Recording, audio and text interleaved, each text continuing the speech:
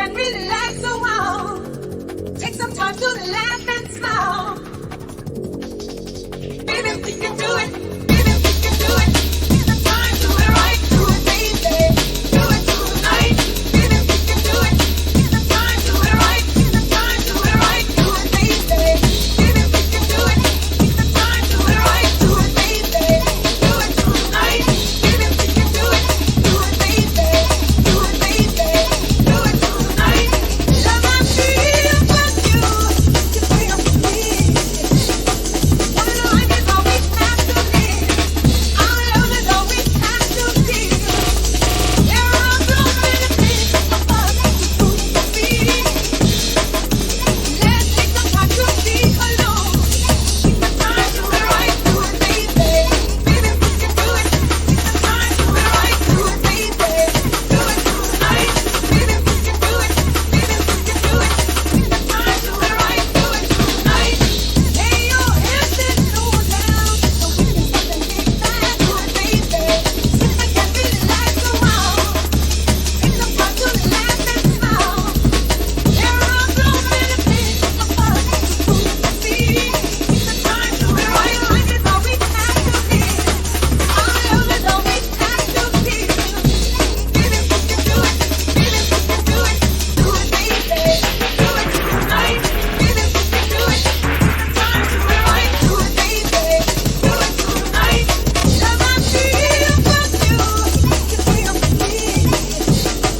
One life is all we have to live. Our love is all we have to give. Lay your hips and slow down so we can start to kick back. Do it, baby. Do it tonight. Baby, we can do it. Baby, we can do it. Do it tonight. Baby, we can do it. It's the time to do it right. Do it, baby.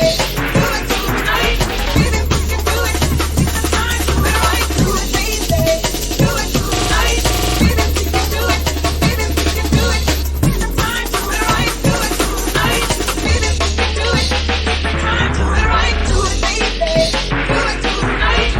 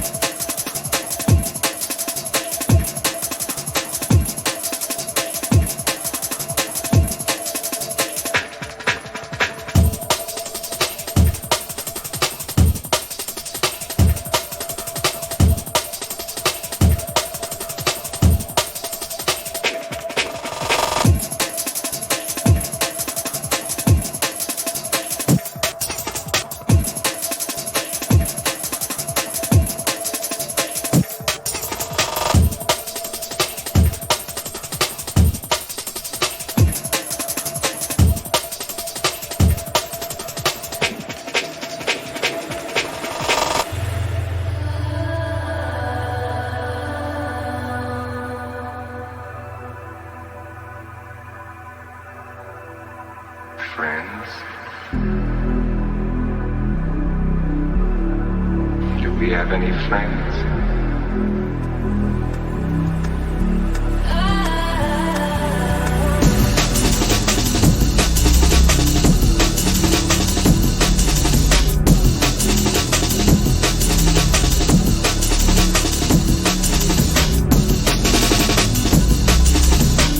Do we have any friends? Now let's see.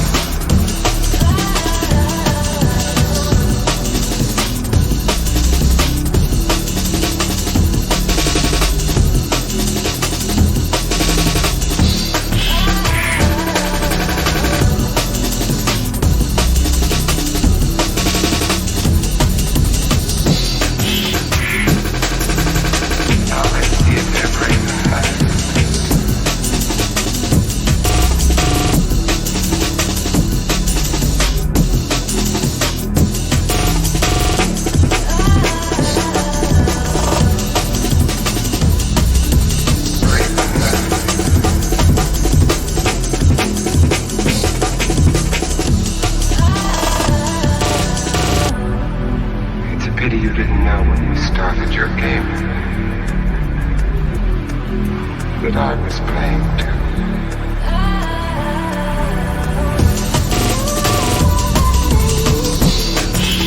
There's no way out.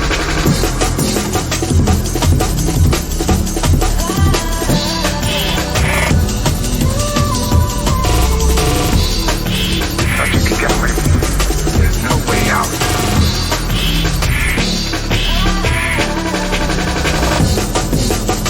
You didn't know. I was playing to. There's no way out.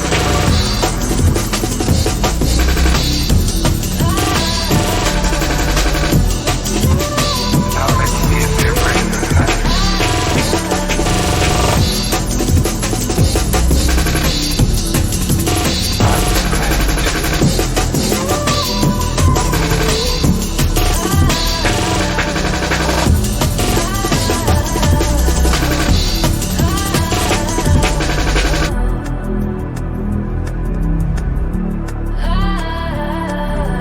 You'll slip up one of these days.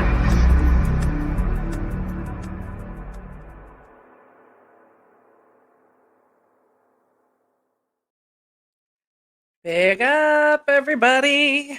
What's going on? I'm so happy that so many of you are here already. I'm happy that any of you are here, to be perfectly honest. You could literally be doing anything with your time right now, and you're here. And I really appreciate that. This is one of my favorite parts of the week. And yeah, so thanks for being here and making it one of my favorite parts of the week. Can you guys hear me all right? I guess I probably should have asked that before I talked so much. Um, when Twitch Witch, I have not seen you in forever. How are you? You doing all right?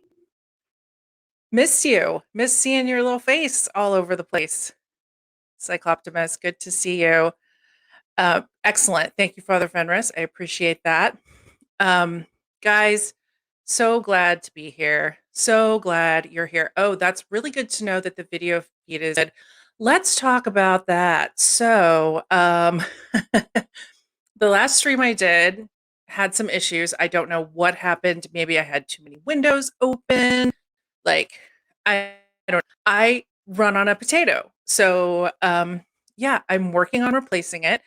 I just have to get up the courage to spend the money. That's the part that's giving me trouble right now. But so had some issues with the video, and then had massive Windows update on Thursday and Friday. Like it took like 5 hours of updating, and so I didn't touch it that night. Saturday or Friday, I go in, I have no audio, none, nothing in, nothing out. I tried everything all day, all kinds of troubleshooting. Finally ended up rolling back the Windows update, and now I have sound. So I am, excuse me, I'm super glad to be here. Really excited. I missed you guys very much. Let's see, real quick before we bring Tik Tak in, next month is my birthday. And to celebrate my birthday, I am doing a fundraiser. So everything for the month of March and April is going to be donated to two organizations that help people and loved ones with mental illness. NAMI in the US and Mind in the UK. I just posted in the chat a comment that has direct donation links. Here's the thing. Those links will also come up throughout the stream. I love your subs. I love your bits. You guys are amazing. The fact that you do that blows me away continually. And the last thing I'm going to do is tell you how to spend your money. What I will tell you is that these links here, the money through Tiltify goes directly to these organizations. I never touch it. I don't get a dime of it. And I don't even know that Tiltify takes any portion of the money. But if they do, it is significantly less than the portion that Twitch takes, which, to be fair, Twitch has every right to take. The amount that they take, I think, is perfectly fair. But if you want your your money to have the biggest impact, that is the place to do it, is Tiltify. But regardless, any bits, any subs for March and April, all going to these organizations. And I'm hoping to have merch out for my next stream, and any merch money will go there too. Basically, I love you guys, and nothing would make me happier for my birthday than to support these organizations. And at some point, I'm going to tell you guys why this is such an important cause to me. So, anyway, who do we have here with us tonight? We have the one, the only, the, oh God, what do they call him? We have Basedelic Experiences, and now I'm forgetting his title. He's going to have to tell me, and I see him in the preview laughing at me. Anyway, let's talk about Tik Tak, aka Church of Drum and Bass. He is a Midwest OG jungle guy, but he's not in the Midwest anymore. He's in San Francisco. He is positive as fuck. He's a reverend. He's got his own church. Also, a vampire. I cannot believe when he streams. Even more importantly, he is a king. So let's get Tik Tak, Church of Drum and Bass, in here. I am also like 12 years old, so saying king just really makes me happy. There was I went to a tiny little town in Texas when I was traveling for work, and it was called What the Fuck. Great, actually. But anyway, welcome. Thanks so much for being here, guys. Why don't you talk a little bit, Basedelic Buddha? Thank you, Gaba, and we'll let them tell us if they can hear you all right. Hello, everybody. How are you all doing out there? It's good to see you all up in the chat there. Big up, Gaba. I Big know up, Father. so many of them. Yeah, D-Fly. Yeah, we got like a whole church crew up in here. Mm-hmm. They're kind of up early. I mean, church isn't for quite a few hours. This is early rising for your vampire crew. Yeah, Team No Sleep. Yes, I think Carla is still in her coffin, surrounded by the native soil of her ancestors. But I'm sure she will be here. Tom, how are you? Hey, happy birthday, Tom! Super excited for your birthday.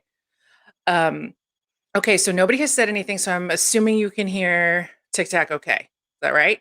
Somebody tell me. Everybody hear me okay? You're loud to me, which is good because apparently I'm loud. So Okay, definitely. that's Oh, always good. D-Fly says Okay. yes. Okay, All right. D-Fly, we're going to take that. So, okay, you know what? Let's start right off the bat. D-Fly had a great question.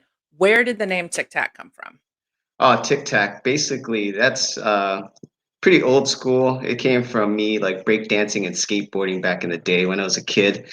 I used to love breakdancing and skateboarding. Those were like my two favorite like activities to do to like, to keep myself fit. And I was really into martial arts and stuff. So yeah, breakdancing and skateboarding was just like, was it. I was like, oh, I could kick, I could like do all sorts of crazy stuff. Yeah, this is like this whole breakdancing and skateboard thing just totally is me. And Yes. so like there's like these this little thing you used to do on your skateboard when you just don't take your feet off the board and you just kind of like tic tac back and forth and just you keep your momentum going by like going sideways, like picking up the Mm-hmm. front of the nose and just going tick tack and just Yeah. scoot like kind of down the road. That was my favorite thing to do. It just like worked out the core muscles and everything. And then and then in breakdancing there's like this, I did this little step called the tic tac move. So like tick and tack back and forth. So that's how I got the name. Oh, and the one thing too, really special to me is my dad. He used to uh, have Tic Tacs with him all the time, and I used to want them, and he used to buy Tic Tacs for me. Okay, And what that's flavor? What color? the orange Tic Tacs were my favorite. Yeah. Not a lot of Yeah. people like them, but I actually Oh no. love the orange Tic Tacs. Yes. Yes. That's awesome. Okay, so did you come up with Tic Tac, or was that bestowed upon you? um, Well, no, I came up with Tic Tac because I had to like figure out like a DJ name. I was going with my middle name for a long time, which is Alex. So I just did the raver thing, spelled it Al-X. Of course, So raver me, so 90s. nothing like a not so subtle reference to ecstasy. Yeah, for sure. So you were going by Alex, and then Tic Tac Yeah, it all of was. a sudden seemed better. Yeah, because like I was still dancing. I mean, that was like my thing to do when back in the day, like at the club and at the rave. It's like I was a trooper. I love being like the first one in and the last one out. It's like Yes. because you like Yeah. you want to get there. Like I love the music so much. I just want to get there for the first DJ and then like there until like the needles were picked up and everybody left. Can't wait for the party to start, right? Like, Yeah, definitely. yeah, That's the absolutely. spirit. Oh, No Use for Anger says that Tic Tacs were a slang term for, you know, Oh yeah, things. I did. Yeah, I did. I'd I never didn't heard that mention one. that. I didn't mention that, but yeah, he's on with that. I wonder if that's a Midwest thing. Oh yeah, it's Um, definitely a Midwest thing. okay, so yeah, let's talk about the Midwest. So my best friend is from Ohio.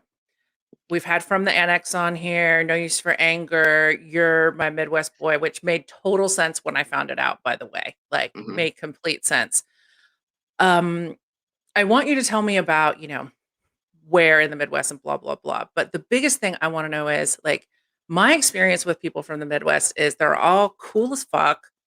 They have a wide, like, even if they don't necessarily love all types of music, they have like a wide, acceptance of all different types of music. What is it about the Midwest, man?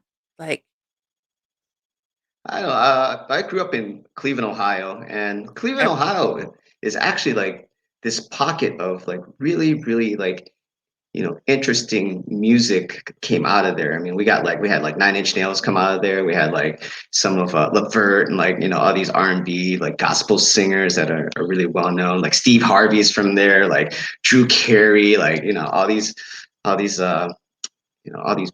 crazy people, crazy artists. Like I mean, Joe Walsh of the Eagles from Cleveland. Like it's crazy. Like Cleveland is like kind of like nice. a musical vortex, like an artistic vortex, but like not a lot of people talk about it, and it also sucks too, to a certain extent, But I guess it's like any other city. It's what you make of the situation and where you're at, and Mhm.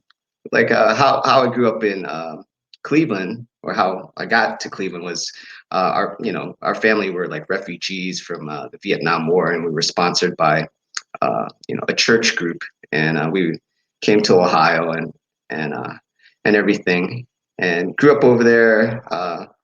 It, it, it's I love Cleveland. Some of my best friends are still there. I had some of the best times in the world as a child, as a teenager, growing up. Experienced some bad moments, but what is life? But full of those moments. Bad and good. Some of them were yeah poor choices. Brought upon on my own devices. So I can't blame anybody except for myself. So I always take full responsibility of everything that's happened to me in my life, good and Mhm. bad. Mhm. Mhm. So, did you find, like, electronic music while you were in Cleveland and raves and uh all of that stuff? yes, I would say, I mean, like, growing up in like the 80s and the 90s, in that area, you're like exposed to different kinds of music, and my mom and my aunts were like really into new wave and like, alternative music, whereas my dad and my uncles were like all a bunch of rockers and heavy metalers.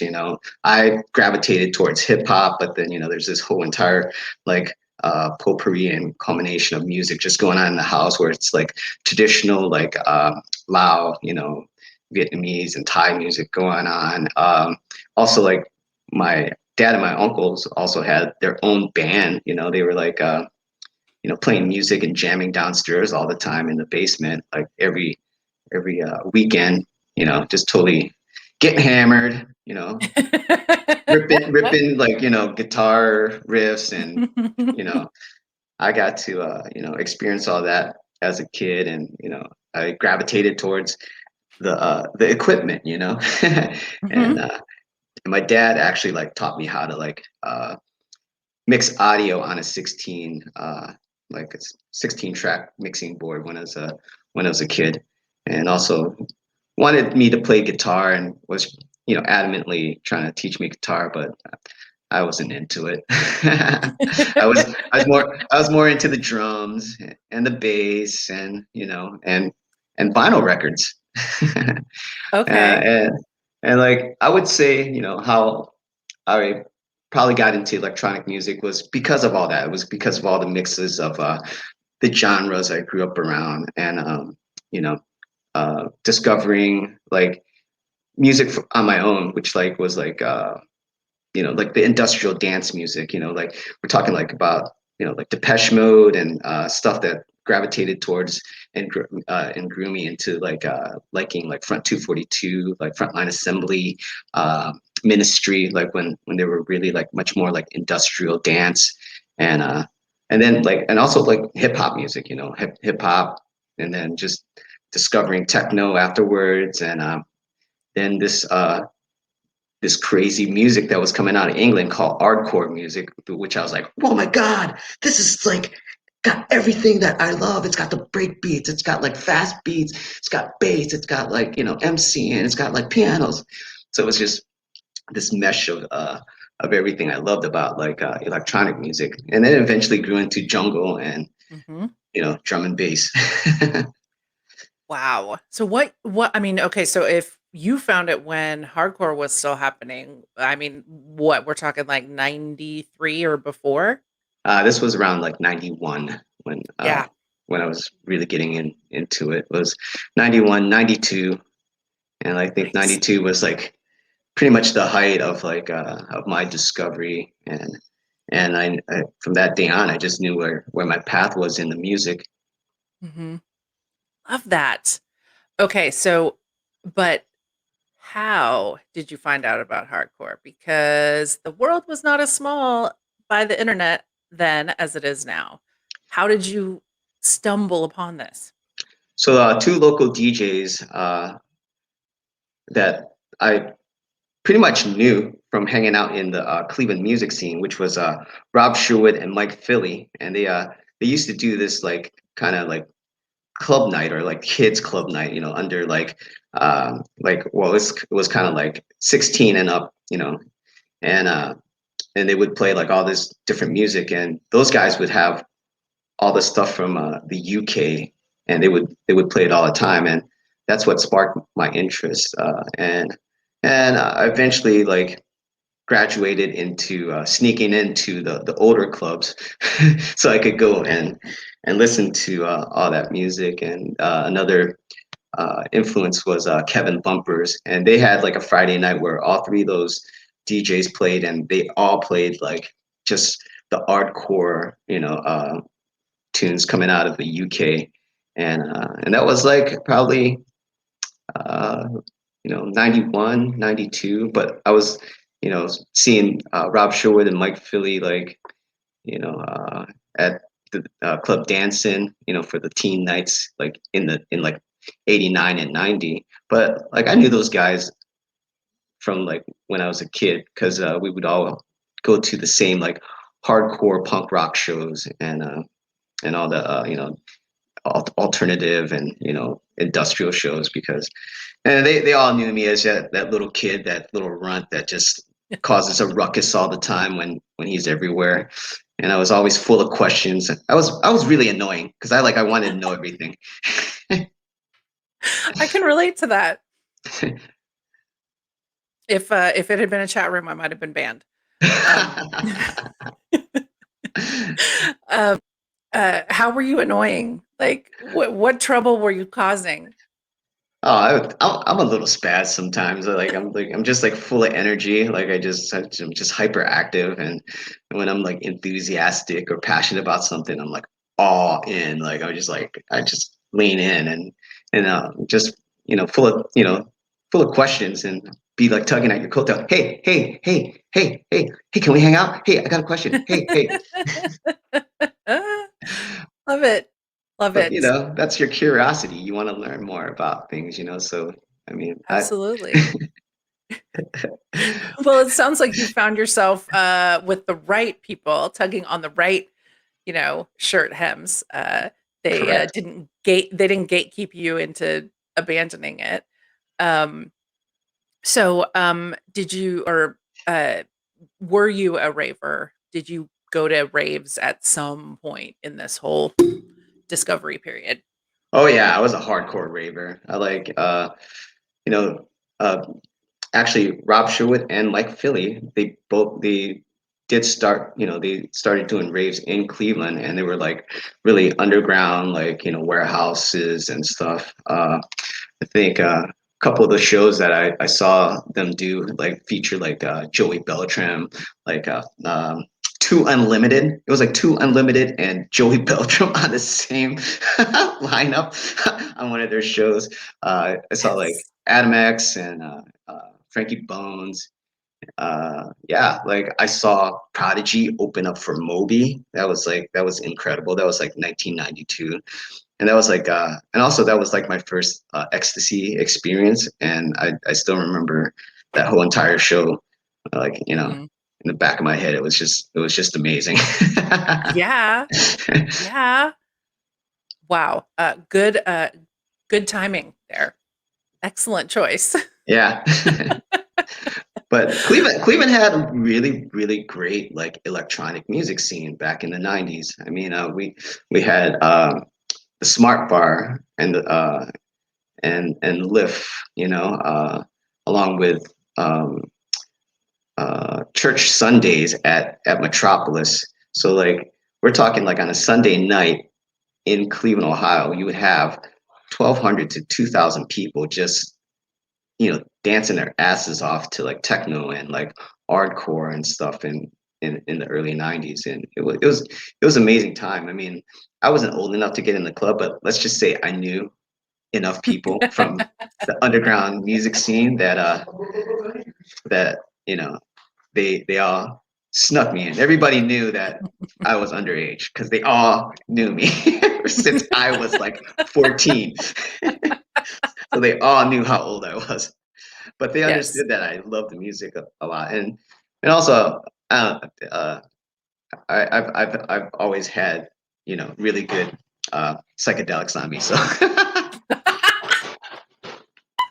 That'll get you in a lot of doors. A lot of doors. it That's certainly awesome. will. Oh, I can't find my water. Go get your water. Hold on. It's Hey cool. Bob, is that can you bring me my water, please? There you go. Bob the homie. Your lovely assistant. Yeah. Screw Tape is my housemate. Oh, We nice. both So we both live at the church. yes. Okay. So we're just gonna go all over the place here. You live at the church. Where the hell did this concept come from? I mean, I'm picking up on a little something with the church Sundays in Cleveland, but what made you decide I'm gonna go all in on Twitch with the Church of Drum and Bass? Well, so I kind of formed Church of Drum and Bass like 10 years ago. So we're gonna have our 10-year anniversary on the 17th of April. Or no, it's actually the 19th of April is our anniversary day. But it's basically like there was a point in my life where I like didn't want to DJ or didn't want to be involved in the music scene anymore because it wasn't fun. So I gave it up. Mhm. So I gave it up for 10 years, but I still follow drum and bass music. I still listen to drum and bass music, but I wasn't really fully invested like I Mhm. was. Mhm. And I you know like I had a moment in my life where I was just like miserable, and like the only thing that was making me happy or kind of like saving me like each and every time from something dumb or stupid was like the music, and Mhm. like and it's always the amen break. So like I'm always like that's it, it's like it's the sound of the almighty amen. It's like this healing power and this you know everlasting loving like loop that is just gonna, keep on like bringing me joy, bringing me happiness, even in like my lowest and darkest moments, and like I felt like to me like music is a religion, so it, that's why amen, church of drum and bass. Love it. So, okay, so you're 10 years, you're not, I relate to this story very much. You're not following it, you're not as rapidly, intensely, this is my whole life for Yeah. 10 years. How did you loop back around and get back into this point where you're like, nope, we're going to church. That's it. But it's just like from making DJ mixes and stuff. It'd be like little mixes here and there. I mean, I wasn't really liking a lot of the music that was coming out at that time either. Like the old school stuff is the old school stuff. Mhm. You always have your music that you're attuned to, and you want to like gravitate to all the time. But Mhm. things change, and and some of the new artists that were coming out were like really inspiring me and giving me like hope. And I was I was feeling it. I was feeling the music, and I was feeling like the movement that was going on. I was I just decided like, oh, all right, I'm just gonna do this. And plus I kind of like got my life together, so I took a break to really get my life together, because like I Mhm. had a family. I have a family, I have kids and stuff, and I just needed to like focus on trying to take care of myself so I could take care of my kids and my family. Because Mhm. if you can't take care of yourself, you can't take care of no one. Right. Right. So this must have been if you're having your 10-year anniversary celebration. So this must have been around 2011 that you came back in. Correct. So you were out like 2001 ish. Yeah. Um, Well, yeah, I wasn't I really mean, not out. out, but Yeah. experiencing your sort of Yeah. Well, difficult time. 2001 was like pretty much like a height of some great stuff. I think it was like 2005 was like when I started like really dwindling away from the music, and really started focusing on my personal life.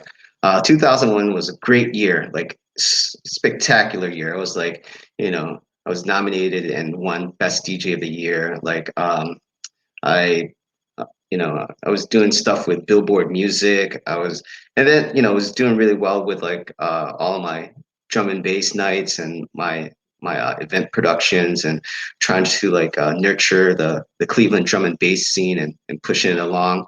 And then 9/11 happened, and we all know what happened after 9/11. I Yeah. Yeah. mean, things just took a nosedive, Hmm. and then from then on, it just you know, it felt like for me it wasn't going anywhere. I was doing my best, and I just felt like I wasn't gaining any ground, and things weren't like weren't looking up, and Hmm. I was going through some personal problems and personal issues with family, and you know won't get into too much of that, but like it's just you have those moments in your life, Hmm. and and that's kind of what pushed me away, and like and I felt that was dragging into like my music and stuff. So in 2005 it was basically like boom, I just up and left Cleveland and moved back to San Francisco. Okay. Yeah. Now you said you moved back to San Francisco. So you had lived in San Francisco before 2005 also? Yeah, Okay. I originally came out to San Francisco in 1993. I was on tour with a bunch of my deadhead like hippie friends, and and like they would they just brought me along because like I was fun to be around, and I never liked going to like the Dead Lot or like any of the Grateful Dead shows, but Mhm. I like hanging out in different cities and checking out the rave scene in each city that that the tourists went on. So Mhm. I eventually wound up here in San Francisco. Loved it here. It was like everything that I wanted, like, nature, city, arts. Like it was just, you know, it was something that, I fell in love with. Mhm. I was actually gonna like move to New York and go to school. I had a scholarship to go to school in New York, and I that summer I told my mom, I was like, no, I'm not gonna go to school. I'm just gonna fuck off my scholarship and uh, just move to San Francisco and be a homeless raver kid on the street. She must have loved that. Well, she just said, if it's gonna make you happy, do it. You she just cut me loose and let me do my thing, and I don't regret it because Mm. like to see where I'm at now and to see where I was, just as you know dirty gutter raver kid in the streets, hanging out on Haight Street, sleeping in the park. Wow. Like it's I'll take it because Yeah. I learned a lot, and Yeah. So when was this that you decided, you went and like full free spirited modern hippie ravered it in San Francisco? that was 1993, fall of '93. It was Wow. I hit the road right after Halloween. We had like a big like Halloween rave, like farewell party for me, and it was nuts. Like it was funny. Like Diesel Boy was there. Like Diesel Boy and I are like really good friends. I met Diesel Boy like back in '92 Mhm. when I first went and hung out in Pittsburgh. He was there. There was a bunch of other people. We had like skateboard ramps in this warehouse, and like we had a trampoline. Somebody like decided to jump off the second floor of and try to like jump onto the trampoline and do a flip, but the trampoline bottomed out. They hit their tailbone on the floor, and like we had to call the ambulance. It was crazy. Oh, It oh. was a bunch of like kids that were all high, like running around. It was just yeah. And we had like yeah, we had all this music going, and that was like my last hoorah before I hit the road and came out to San Francisco. Yeah. Wow. Okay, so you hung out with Diesel Boy. He was a very big DJ back, in the 90s when I found things. Um not as big as, he became obviously, but Damien was very well known. Yeah, Who were some of your favorite DJs in the Midwest at that time? at the time, I would have to say like well, Damien was one because him and I were like really close. We were like we were kids. I mean, I was a kid when I met him. I think I was like 17 when I met him, and he was like 19. Um, like Scott Henry was one. Phantom 45 was another one. But like the guys that I really adore and liked and love and like was influenced by were all in the UK. Like DJ Hype and Mhm. um, all the all the all the old school UK guys like SS. Goldie. Mhm. Mhm. Those the Godfathers, you would say. Yeah. Yeah. Wow.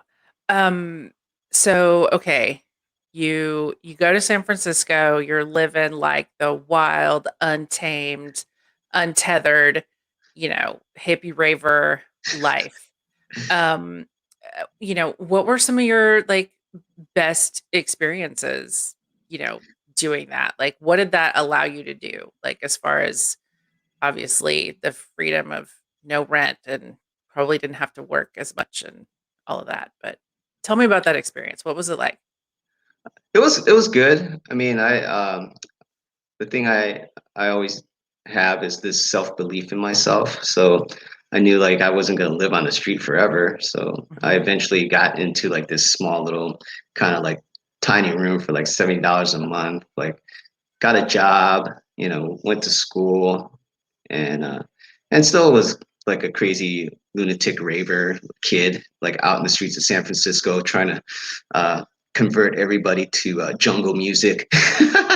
But San Francisco was this house music city. They were all about their house music and funky house and everything. But I did meet some people from London, from England, that Mhm. were they were all like hardcore heads, you know. They had like, you know, all the hardcore music that I was listening to. I hung out with them a lot. Um, but yeah, I've gotten in many of fights with local DJs back then about like music, and yeah, almost to the point where we you know, threw fist because they were dissing on my music. I was like, nah, you ain't dissing on my music. You can't tell me what to do. Oh, I remember those days. Oh Oh, yeah, I'm that a was just junglist. Everything else is shit. yeah. Um, Let's just say I'm a scrappy little runt.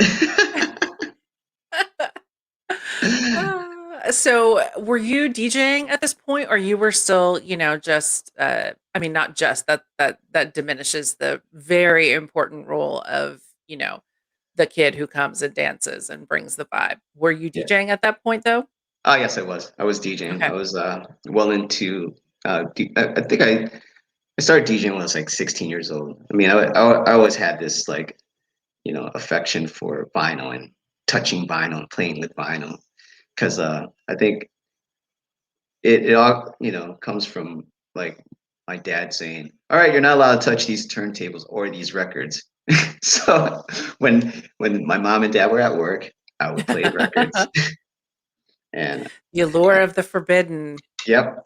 And I love collecting music, you know, so music was, you know, meant a lot, Hmm. especially in my family, coming from like a musical family, and the way my dad, you know, has brought music to me. I love that. Okay, so Ransom asked, "Did you ever do a bulletproof mixtape for Nikki Bulletproof's merch company?" No, I didn't. I did I don't. not. I have a vague recollection of Bulletproof, but I don't know all the details. Like, is this a Midwest thing? Nick Bulletproof was from Pittsburgh, and he Okay. would put out all these mixtapes, and also one of my favorite shirts that I have by Bulletproof was this shirt that says "fuck house music," which was, you know, was something I wore with pride like all the time. Midwest, kind of a bastion for house and techno too. Yeah. So yeah, I respect house music. You know, yeah, it's fun to poke fun at each other's genres, but like, you know, it's yes, not serious or anything, but yes, it's funny. yes, yes, yes. I'll snarky laugh at every time I wear that shirt. That's fantastic. Okay, so you never did the Bulletproof mixtape. No, I didn't. Okay, well, you missed an opportunity, Nikki. You should have jumped on it, man. Um, so what took you from San Francisco back to Cleveland? Oh, I got married Okay. and I had kids, so basically I you know, I moved back to Ohio to be with my family, and you know, Mhm. and you know, my parents helped me Right. out a lot, you know, with this, Mhm. like, you know, that's what Asian families do, you know. Right. We're a core unit, and we take care of each other and help each other. But you know, Mhm. there I was like bouncing back and forth from like San Francisco and Cleveland from like 93 all the way to like 99. So kind of had like my foot in both of the drum and bass scene in San Francisco and in Cleveland at the same time. Mhm. Because when I got back from Thailand in 1995, I came back to San Francisco. One of my friends was like, "Hey, there's these guys. They're doing a jungle night over at this club called the Il Parada. You should go check them out." And I was like, "Okay, who are these guys?" And he's like, "Oh yeah, this dude, Juju and UFO." I was like, "Okay." So I went Yep. out and I met UFO and Juju, and you know, eventually those guys became Funkatech crew, and Mhm. pretty much like the staple like crew in San Francisco for drum and Yep. bass, you know, in the mid late 90s. Yep. Yep.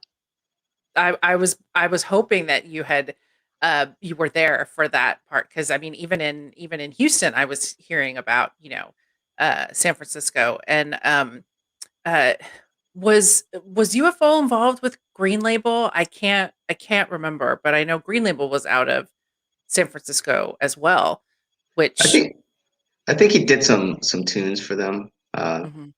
Not clear Yeah, of like all the projects that yeah, those those guys did, but yeah. like I just hung out with them and became friends and was basically like, hey, my homie's doing this massive like event in Cleveland called 420. Why don't you come out and like you know play at it? And so like Mhm.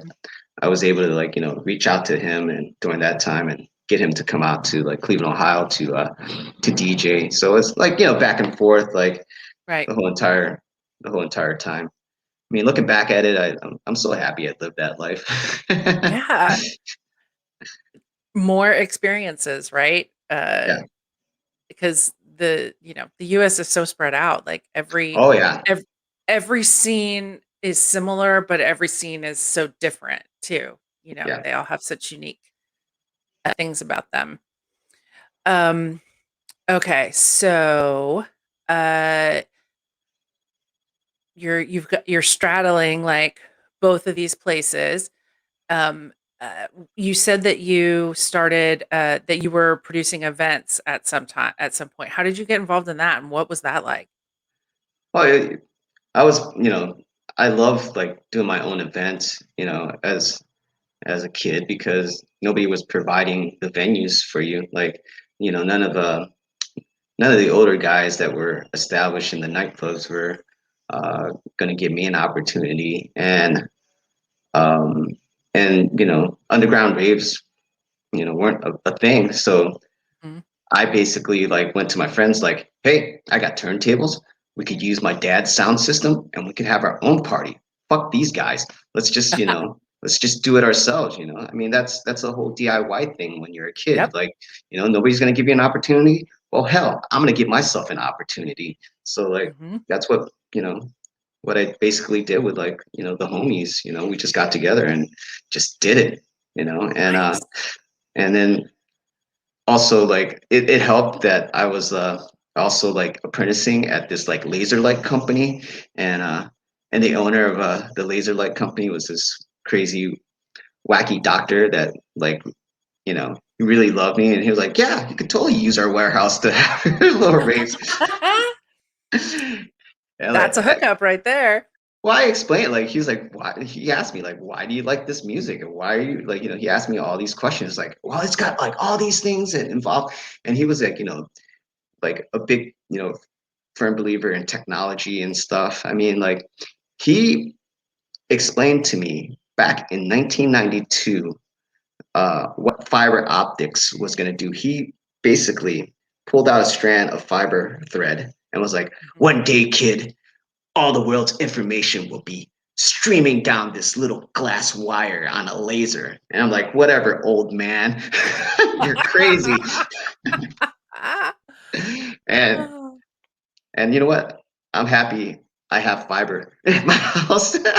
I miss my fiber. When I moved, I lost my fiber. So Yeah.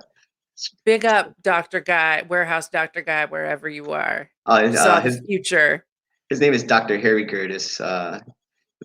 He did all the laser lights at the nightclubs and all the raves that I went to, and I would as that that annoying little kid tugging on the coattail going, hey, tell me about like your video stuff because like I was really interested in all the video uh things they were doing like video toast ring projection and stuff. I was the lasers were like oh they were cool but I was like really more gravitating towards video and it was like come over to our warehouse kid and we'll show you everything that you need to know. They kind of abducted me, put me on the road, and I did all this you know production with them, and I was doing like it, wound up being like a little apprentice. and and I remember the first time like they asked me to pull out like these cam lock 4 odd cables, which were like at the time as big as my arm and weighed more than me. Like okay, pull this out and and looking back, like I could do it now, like no problem. I could throw like, two of them on my shoulders and get it out. But man, when you're like a 90-pound little kid, I cried. I basically cried. Oh, that's cold, man. That's cold. Cold-hearted. I'm sure they were amused though. They had a good laugh. That's why they did it. Like, we're gonna make the Yes. kid cry today. Yeah. Okay, so tell me about your first event. What was it, what was it like, this first event that you threw? Okay, the first event I ever did was called uh, Cosmic Trip, and it was in a nightclub. It was at Smart Bar, and Mhm. my headlining DJ was Diesel Boy. So when I met Diesel Boy, that Labor Day uh, weekend in 1992, he he was like, I knew that he DJ'd, and he DJ'd on the radio station in Pittsburgh for Pitt University, I think. And and I asked him, I was like, "Hey, I'm gonna do this party. Want to, come out and DJ?" And he's like, "You've never heard me DJ before." I'm like, "Ah, that's cool. I think you're gonna be famous one day. You could come and DJ for me." And that's how our relationship started. Nice. Very and we, nice. and we were kind of like really good friends. I would always go to Pittsburgh with him and hang out like every other weekend or every weekend that I could. And yeah, it was fun times. And Yeah.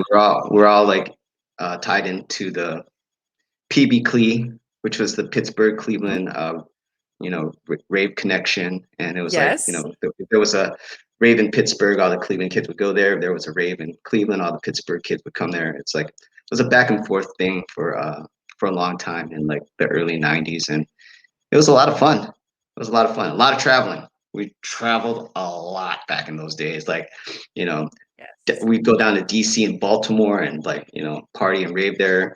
Go to Chicago, party and rave there. Like, you know, Columbus, Ohio, down Mhm. south, like all the way to Cincinnati, even Mhm. up all the way to Toronto. I mean, like, if it was like a 6-hour circumference, like we did it. Yep. Yep. Every single person I know from the Midwest, same thing. Uh, Yeah. oh God, my best friend, she went to Windsor all the time, Mhm. like Windsor, Detroit, Minneapolis. No big deal. Yeah. Crazy, crazy. Yeah. Um, Interestingly enough, like somebody that was from Windsor used to come out to Cleveland and DJ all the time. And we used to hang out with him, like, knew him well, was freaking Richie Hawtin. I was I like, oh, know. it's Richie. That's just Richie. It's Richie. He No makes some really biggie. great techno music, no biggie. But yeah, like his music used to blow my mind though. Like him and John Aquaviva. Like John Aquaviva was like this shit. Like, I mean, like the reason why I love house music is because John Aquaviva. I'm not gonna Mhm. say I hate house music at all, but Oh God, no. Yeah, I always called him John Aquavelva because I loved his name so much. I thought it was amazing. Um, great DJ, great DJ. Yes. Um, uh, okay, so let's let's talk about pho, which since you said that your family came over as refugees from the Vietnam War, all of a sudden, ding, ding, ding, the pho thing makes sense. So, as Carla told me, you are legendary. Your pho is legendary. And you were telling me a little bit about the work that goes into this. Uh, I'm guessing food was a big deal in your house, like traditional Vietnamese food was a big deal in your house. Yes. Well, like our family, like is like my family, our family Mhm. is like Lao Vietnamese, so we're like Okay. but we were refugees of Lao, and Mhm. part of the Vietnam War.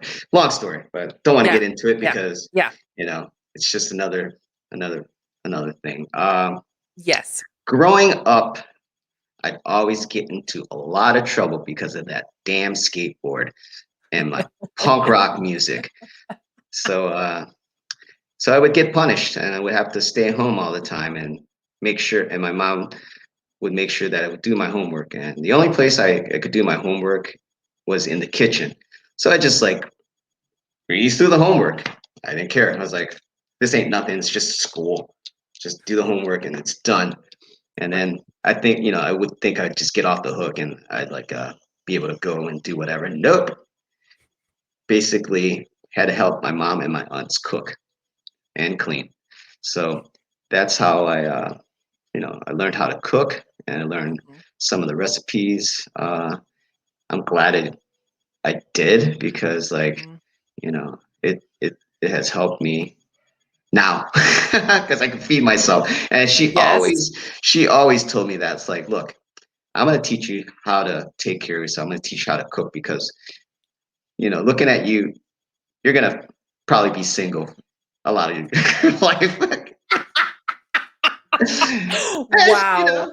mom is never wrong. So, Y but Yes. I'm glad I learned and I love cooking and plus Yeah. I love taking care of people. And what Yes. better way to take care of people is with some food, a nice bowl of Yes. something to warm your belly and warm your heart. And Mhm. the reason why I am well known for it is because of Burning Man, and basically I've I've been invited to go to Burning Man for like 23 years, and I've always said no. From like '94 to like 2017, I finally was like, okay, okay, I'll go, just to shut you all up. And I always promised my best friend, like when I go to Burning Man with him, I would make my pho. And so we get out there and I make pho and it became this kind of life-giving nourishment like in the morning for a bunch of people just trying to like, regain their hydration and their consciousness from being out partying all night in the middle of the desert. And the next year he was just like, yo, we're gonna create this 90-gallon cauldron and we're gonna have pho like out on the main part of like the Esplanade at Burning Man, and we're gonna serve it 24/7 for a whole week. And I was like, oh man, that's a great idea. I was like, now who's gonna be serving pho for 24 hours? And then I thought to myself, oh shit, it's me. Because I'm like the only one that knows how to make it. Oh my god. But yeah, Volunteered. yeah, put my foot in my own mouth. You But you yeah, went out too strong. You should have had, like, good, but, okay, yeah. now you're on the Nah, hook. no, I can't do that because everything I do, I have to put 100% effort into it, Yeah. and that's part of like me caring. I always care about everything that I do, and care about the people that are in front of me. Mhm. So that's why I give it 100% effort. Sometimes it's not 100% effort; it's just the best I could do. Right, But right. making pho is a long process. I mean, to Mhm, get to where I'm at now with like my recipe and how I crafted took me about 20 years of learning, mhm, and mhm, just finding the right ingredients or substituting certain ingredients because like I didn't like the way things tasted, or I was trying to cater to also my friends that were kind of like maybe turned off by fish sauce or like some of the other ingredients. And missing out. yeah, and I would have these engaging talks with my mom about it, and she gave me the advice, like she always does, and she was like, basically, I substituted fish sauce with like a mushroom seasoning that gives it just the same amount of like umami, but it's Mhm. actually better. People like are always saying that like my pho is, they don't understand why it tastes so much better than the restaurant, but it's because I substitute certain ingredients and I use certain root vegetables to polish off the the notes that you feel that you taste in your palate. Mhm. You know, it goes. You got your. I do like veggie roasting. I will roast like my ginger, my onions, my Mm. garlic, my shallots, and like when that goes in the oven and it's roasting. Oh my gosh, it's like Oh, the best aroma in the world. Like like today, like my son came up from downstairs from where he stays, and he's like, "Oh my God, Dad, house smells so good." I was like, "Yeah, because I'm making pho." okay, so was I'm guessing the answer to this already, but like was food love in your house as you were growing up too? I mean, like obviously your mom is like, okay, you little turd, you messed up. I'm gonna put you to work in the kitchen. But it sounds like maybe this was also a way of saying, I feed you because I love you, and I'm gonna teach you to do it because I love you. Definitely, definitely. I made the mistake one day of asking my mom if she loved me, and I think she almost like literally like jumped up and choked me and slapped me across the head. She was basically like, "What a freaking stupid question! Of course I love you." I was like, "Would you think I'd be feeding you and taking care of you like this?" I was like, but it all became the question was if you love me because I would never my mom and my dad were not like really like mushy mushy people that constantly gave us hugs and Mhm, and kisses and good pat on the back all the time. So mhm. that's why I was just like, "Do you even love me? I don't get hugs or anything." But like, yeah, she was just like, that's a stupid question. Why are you even asking me that?" But like, I'm glad I'm glad I learned how to cook. I'm still like getting all these recipes from my mom. I mean, like I know so much just Mhm. because of her, and then she sparked my interest in like food and just being like Mhm. handy around in the kitchen. So with pho, is it uh did you devote all this time to it because you like the way it tastes or because it's like an interesting problem to solve or like the process is like very like ritualistic and you wanted to like the challenge of like engineering you know, your own thing, which is the or maybe it's a chicken and egg thing, I don't know. I just actually really love pho. I'm just like a noodle nerd. I love pho. I love ramen. I could live off of those two bowls of soup for the rest of my life. But I just wanted to learn how to make my own, and my mom gave me the recipe. Let's just say like, oh yeah, when I was figuring it all out, it was kind of like, whoa, you know, just getting everything to balance out right is like Mhm, kind of like the puzzle that you have to solve because like I think everybody's palate is different. So like I wanted to cater to my palate, and I also wanted to cater to my friend's palate that mhm, that was serving the pho to. So mhm, it gave me this natural inquisitive mind of you know trying to focus and discover my own recipe that I could like basically call my own, and I've crafted mhm, myself through years of experience and stuff.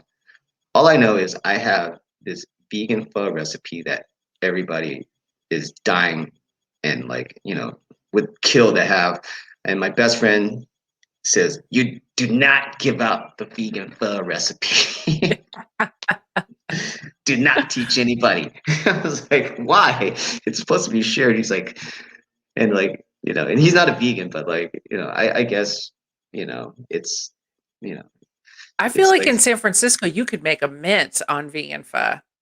yeah, I can. But there's also like, some secret ingredients my mom has shared with me to use Right. if I want to enhance the flavor profiles of the pho. And Mhm, yeah, and she has told me like if I use the stock from marijuana that it will intensify the flavor Ooh. 100%, and it won't give you like the like psychoactive high, but it will Mm. just give you like this kind of like, you know, this, she says, like an orgasmic like kind of, you euphoria feeling, but it doesn't make you high, but it's just, it's just flavor. It's like flavors in the palate, like you get Would like a it be food orgasm. would it perhaps be an afterglow? It could be, Okay, before but we talk about that, because that's on only my list. before the morning light. Oh, yeah, we're gonna talk about both of those. Okay, so I don't wanna know your secret recipe because I actually love the idea that, uh, you know, eh, food is love, right? Like, and I love the idea that you can have people over to your house and give them something that they can't make themselves because you know how to make it. But, can you tell me or, like, what is the biggest, like, adjustment that you made to your taste that, like, was, like, blew you away the most that you wanna share with us? If there's an adjustment you don't wanna share, don't share that one with us. I would say taking out the fish sauce and using like a mushroom seasoning, mushroom extract for the broth, and also daikon. Like the daikon somehow enhances like the flavor of the broth, and it's just like it's just amazing. That's like, that's one of my secret ingredients is daikon. You know, like I'm not going to tell you how much daikon they use. It's because everybody, it's different for everybody. It's just that, you have to find and craft and brew, to Mm, your own mhm, uh to your own flavor, to your own taste. You mhm. know, I already have mine in you know in perspective, so I Right, know like right. exactly how to do it. Jump in, blah blah blah blah, done. Yeah, Uh, so give me like 1 minute here. I gotta do it, do jump it, over to the stove and I gotta cut the heat down on the pho real fast. I could smell it do it. kind Don't of mess rolling don't and mess up the boiling. pho. Yeah, I'll be Love right the back. pho. Okay. Gouda, thank you so much for the sub. Um, Thank you, Gouda. You're amazing. You guys have been killing it because you showing up energizes me to do it. It makes other people want to show up and actually chat with us. So you guys are amazing. I can't believe it's been 4 months, but I fucking love it. It's been an amazing 4 months. Um, yeah, wow. Okay. Um, I am starting to feel that discussing pho might have been an error because I had a Cliff Bar for dinner, and now I really want Vietnamese food, like in a bad way. Did you hear me telling them? I just I just told them that discussing pho might have been a real mistake on my part because I had a Cliff Bar for dinner, and now all I want is Vietnamese food. It happens. It Okay, so happens. I've only ever had daikon pickled. Do you roast the Hmm. daikon? Uh, you could roast the daikon. It adds a little, much more of a different, distinct note. It's Mhm. much on the sweeter side. I Yeah. I actually like just putting it in raw. Mhm. Uh, but like, I've done it both ways. A lot, my best friend likes it when I roast the daikon as well. Mhm. And I just, it's preferences to me. Like, Mhm. doesn't matter. Yeah. Sometimes you have to also like, I have different processes for different stocks. Like Mhm. I have a process for when I do the beef stock. I have a process that I do for the chicken stock. So for the beef stock, I like to roast the bones, roast the beef before I put it to the broth. And Mhm. then also the beef stock is much more on like the sweeter side because it brings out like the cinnamon and the star Mm. anise in the flavor. Whereas in the chicken broth, I like it much more savory, and I Mhm. don't really use like the cinnamon or the star anise in it. But Mhm. you know, I still use the fennel seed because fennel and chicken broth is just like ah. Yeah, I feel dirty admitting this, but I love Vietnamese food and I have never had pho. Um, I'm I'm I'm weird about broth, and I know that's weird as hell. Like I like a super brothy soup is just like it's weird to me, and I'm the weird one. Like I get it.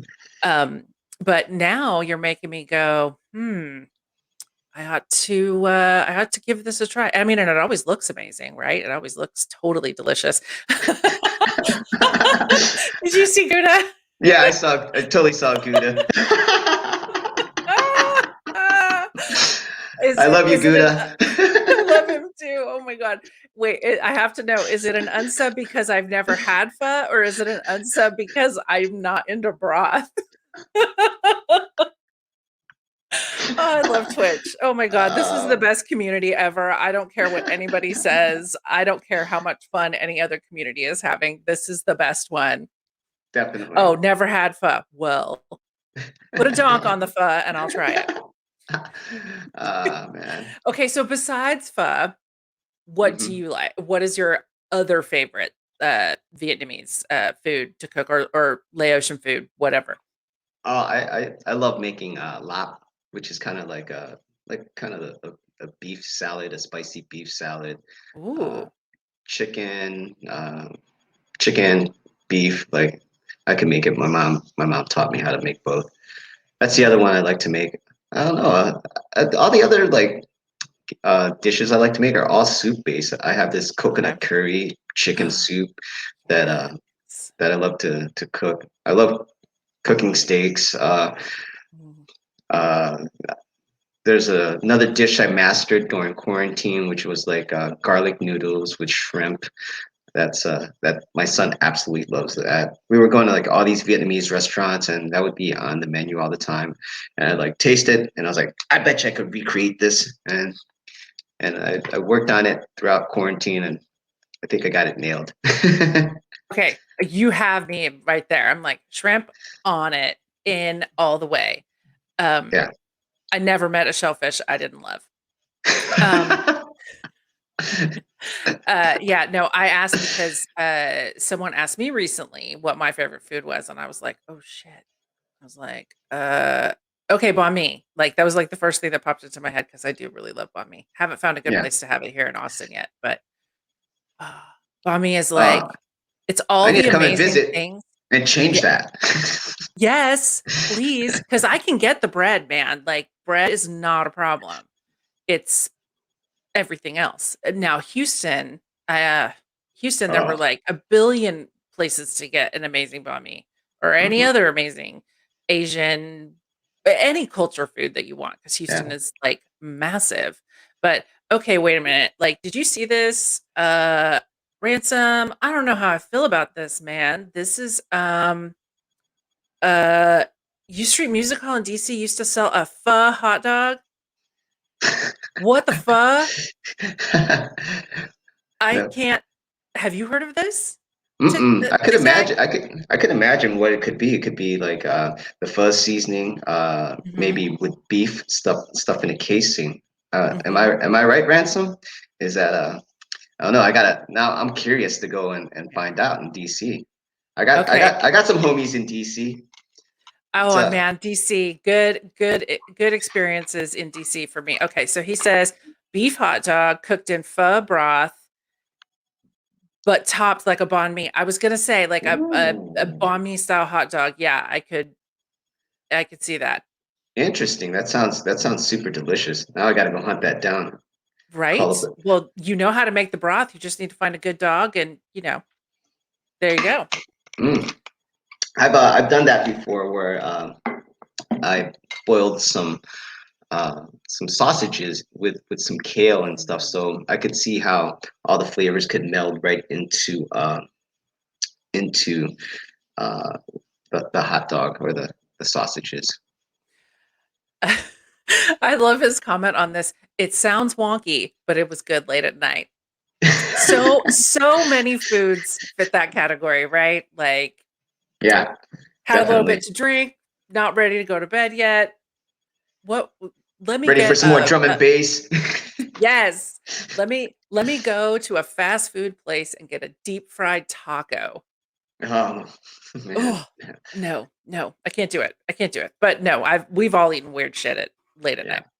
So that was the one Um, thing that my mom was adamant about, was not ever letting us go eat fast food. Like I would always want to go eat Burger King or like Taco Bell or McDonald's, and she was like, "Nope." She's like, "You you're gonna eat this because like if you eat a burger or anything, it's not gonna like She was more concerned about food sustaining like throughout the whole entire day, and she felt like mhm, eating a burger or anything like that would not sustain or be healthy for you in the long haul.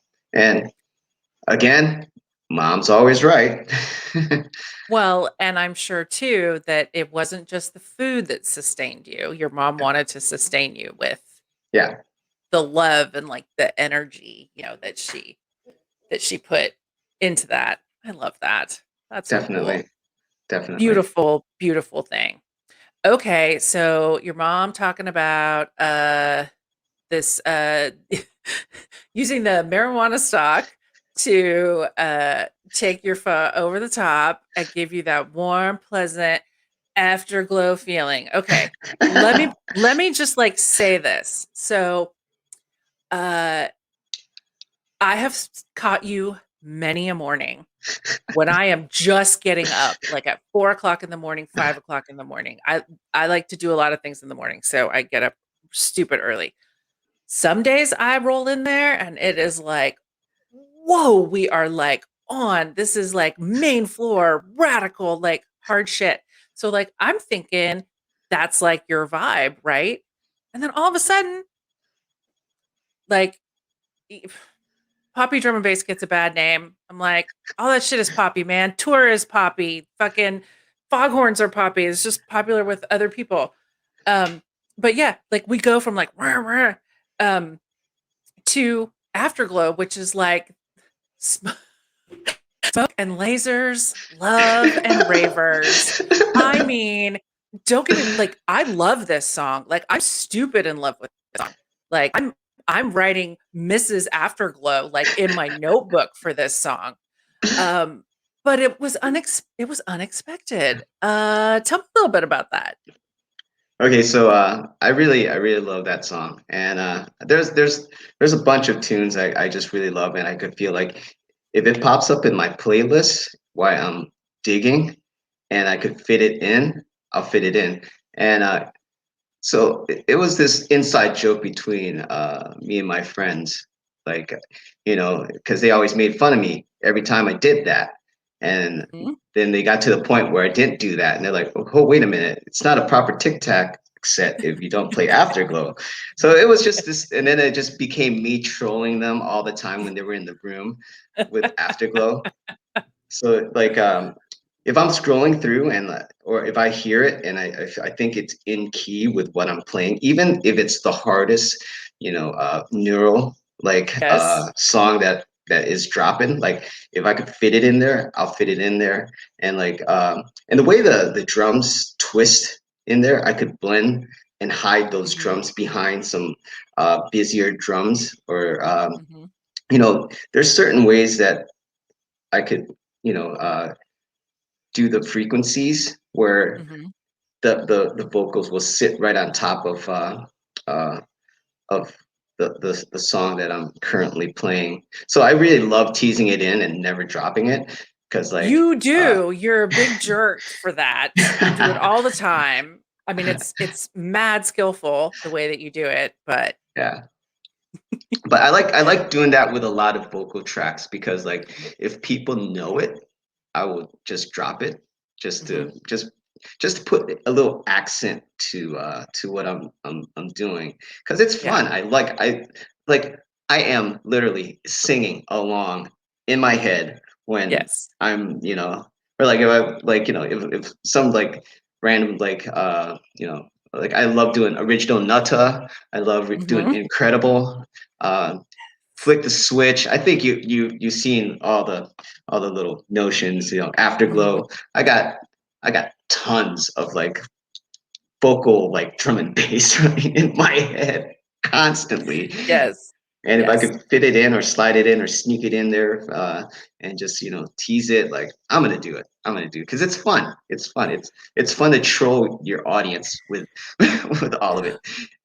Yeah, like taking them somewhere that they didn't expect, that they didn't think they would like, and they find that they arrive and they actually really love it. Like that's Yeah, the best, man. The full like sucker punch, like yeah, gotcha.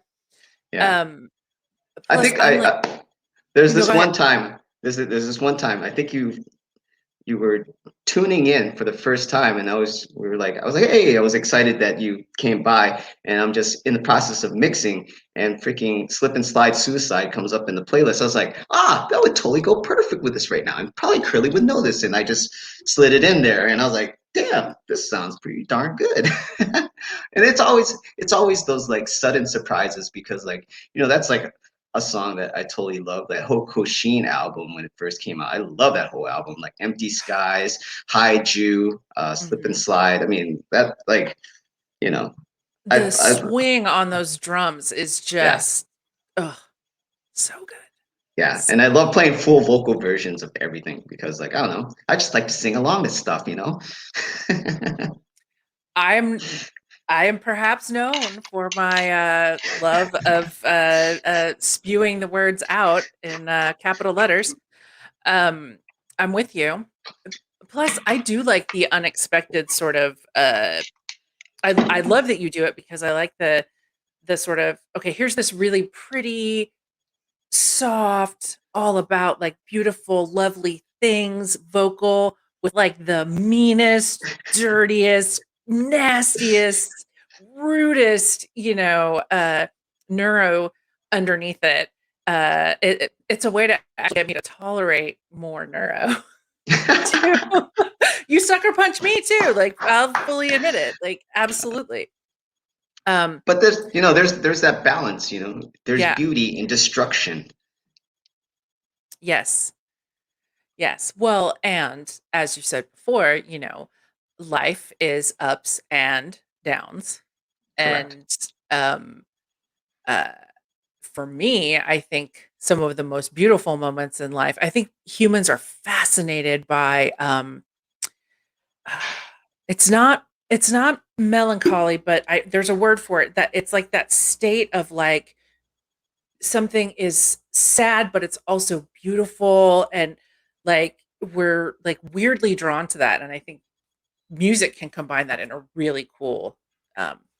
in a really cool way. Okay, so Double G, thank you for bringing this up.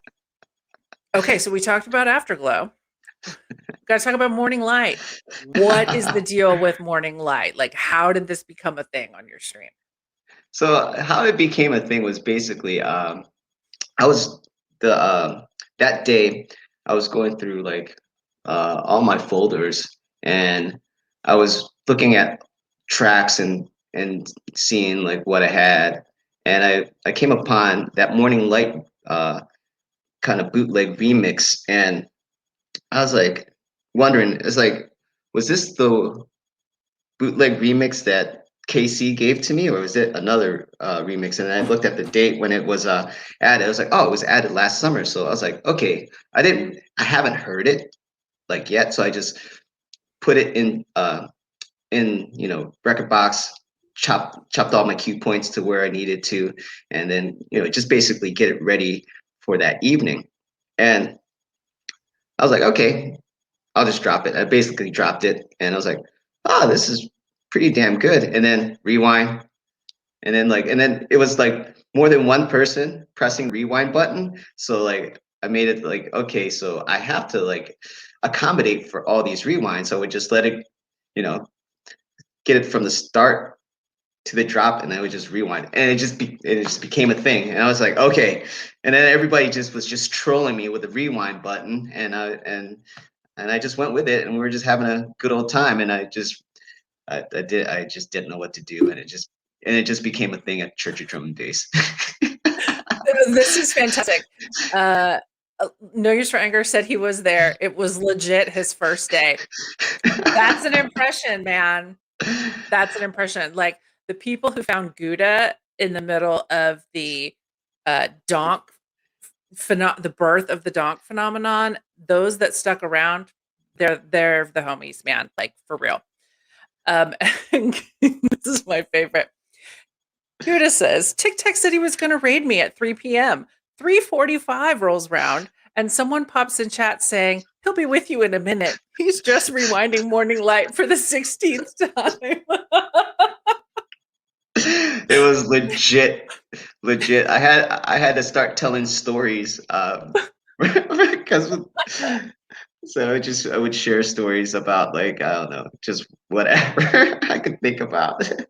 Oh, I think I told my Uncle Jesus story. I told the first time I met Diesel Boy, how I mistaken uh like a like I don't know what they call it, but when you get in line for communion, yeah. yes, Uh, yes. So when I was when so there was this line for communion, and it was in the refugee camp, and I was a little kid, and I was like, oh, I'm hungry. I want to get in this line so I get some food. I never knew what was going on, and like so like I would like get to the front. I wouldn't get no food, so I would run back into the end of the line, and same thing happened. And I like after like 3 or 4 times, I think I gave up, and I never found out what that was all about until like my ex-girlfriend told me about it. She's like, because I told her the story. She's like Catholic, and she's like, uh, it's communion. You're a little kid. You don't get communion. I was like, what is that? I was like, all I wanted was food. I was freaking hungry. Uh, okay, so this is the best. So after Gouda, he's just rewinding Morning Light for the 16th time. He finally gets to the raid, and they came in and requested it, so he played it twice. Yes, I was there. I felt terrible for raiding in so late, but I don't know. Hey, Oh, we're just having fun at church. That's what it's all about. I yeah, mean, those moments, like yeah, we make those moments with each other, and that's why like the moment is always the most important to me. Like we only have each other like right now. I mean, like tomorrow yes, doesn't exist, yesterday doesn't yes. exist. But right now is like the most important time is because we're together, and like this moment is always the best. Yeah, that was like you and Gouda both do this very well. One of the things that really struck me about you at 5 o'clock in the morning with a very varied set um, was that even while you're playing, like Gouda made fun of me. I called it mean music today. I was like, even when you're playing mean music, you still have this vibe, this like super positive vibe. And when you sent me that email this afternoon, you said something about, I don't think you said secret of happiness, but you said something. So let's talk about that. Like, do you remember exactly what you said? Because I don't remember it. Oh, well, Yeah, let's talk about that. I'm willing to share the secret of the, happiness that I experience with everybody, because like, happiness to me is a choice, and we choose to be happy or we choose to be miserable. And, I always have these sayings. One of them is like, life is simple. We just tend to complicate things for ourselves. We complicate things by getting in, unneeded drama, or having, somebody's opinion affect you for the rest of your day. Like it Mhm, doesn't have to be a bad day. It's only a bad moment. If you stub your toe, it's just a bad moment right there. But you could let it linger for the whole day if you want to, and just mhm, curse the day by saying, oh my gosh, it's going to be a bad day because I stubbed my toe or something. But like I've been through this. I've had bad days turned into a bad week, a bad week mhm, turned into a bad month, bad months turn into a bad year. It's your perspective of things. And when we get into those circles of thinking and thought processes, like we start self-medicating and abusing ourselves.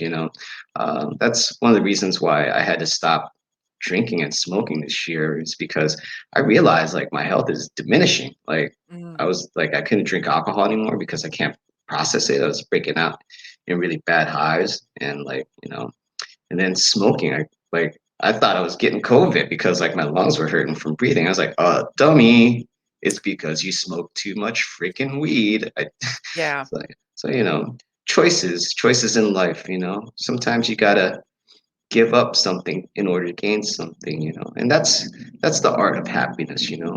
What are you willing to give up to be happy, to be, you know, truly happy in this life, you know. I mean, I'm still Well, trying to figure it out. yeah.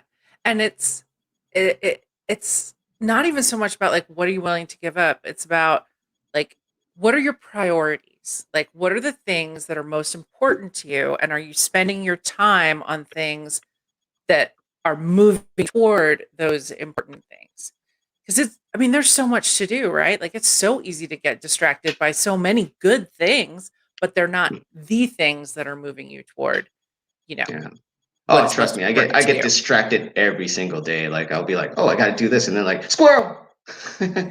Which can be a problem for that, because Yeah, it's so much fun, yeah, and it's always on, even at five yeah, o'clock in the morning.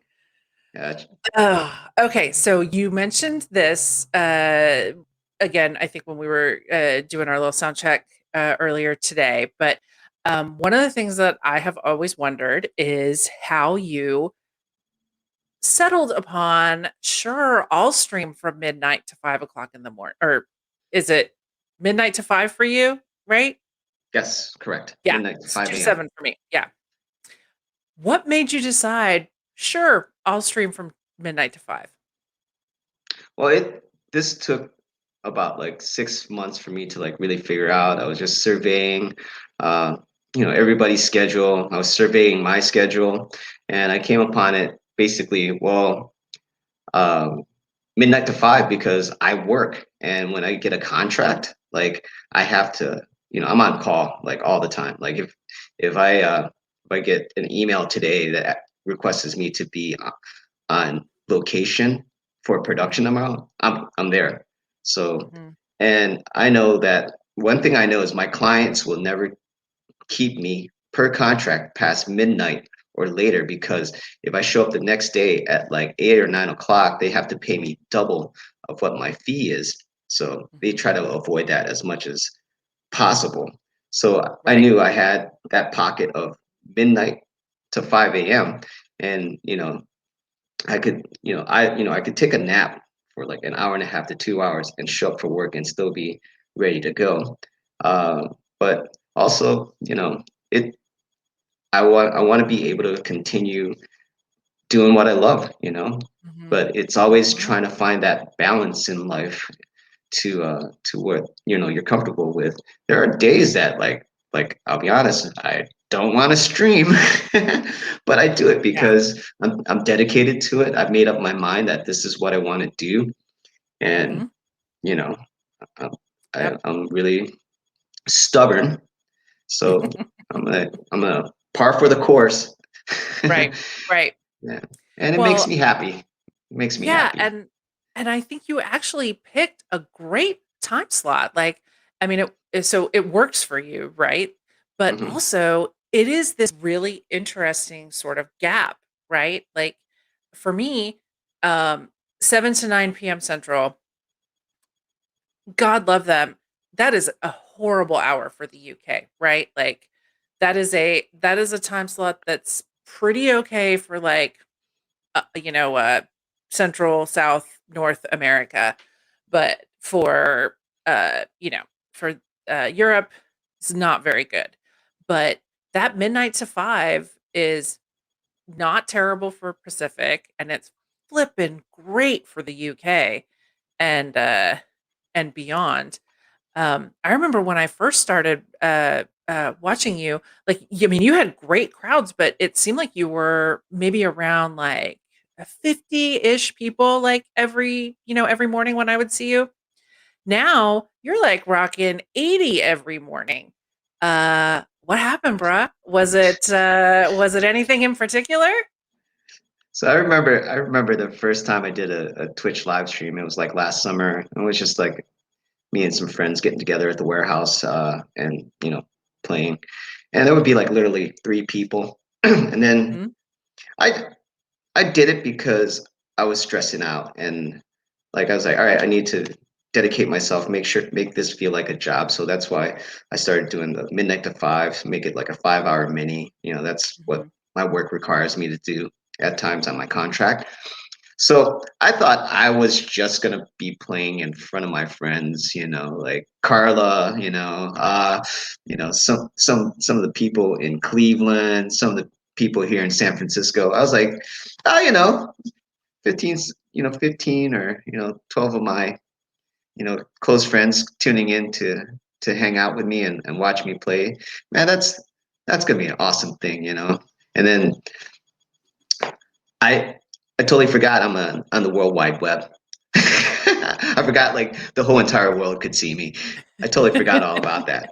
And then it just started picking up, and a lot of people, their comments basically like they tell me that my energy jumps out of the screen and infects them. And I was like, to me, it's just me playing music and just me just being me and Mhm. living my best life like in that moment right then and there with everybody, Yes. and that's what I do. I care about what I'm doing, and I care about the moment that I'm in.